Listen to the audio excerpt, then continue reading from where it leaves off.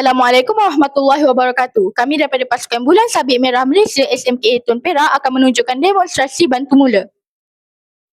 Saya akan menerangkan barang-barang yang terdapat di dalam peti perlindungan cemas. Yang pertama, pengepit. Pengepit untuk mengeluarkan serpihan dan menyepit kapas. Yang kedua, antiseptik. Membasuh luka dan membunuh kuman. Yang ketiga, ubat kuning.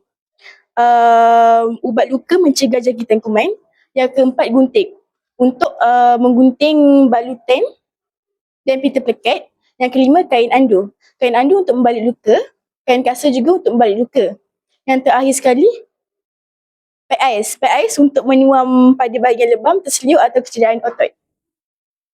Seterusnya, saya akan menunjukkan cara untuk mengobati luka di kepala. Lipat kain andu sekurang-kurangnya 1 meter. Letak di atas kepala mangsa, sekurang-kurangnya di atas dahi. Bawakan ke belakang, simpul dan bawa ke depan. Di sini kita akan buat simpul manuk.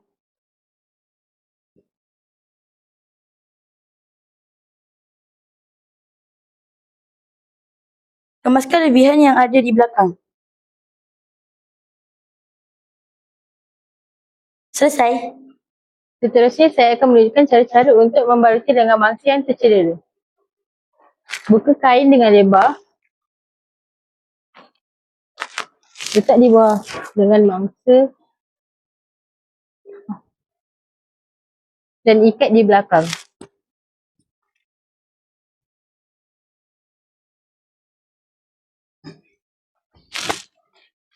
Ulurkan tangan dan kemaskan. Selesai.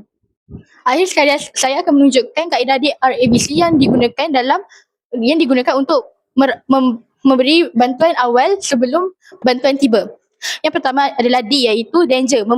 Kita perlulah memastikan bersekitar dalam keadaan selamat. Yang kedua adalah R, respon. Pastikan tidak balas mangsa. Dan seterusnya A, airways. Kita mestilah membuka laluan pernafasan mangsa dengan mendongakkan sedikit dagu. Seterusnya B, iaitu breathing. Jika mangsa tidak bernafas, kita boleh memberi kaedah dua pernafasan antara di hidung ataupun di mulut. Dan yang terakhir ialah CPR. Dan dilakukan sebanyak 30 kali dengan meluruskan tangan. Dan menekan dada mangsa sebanyak 30 kali. Sekian, terima kasih.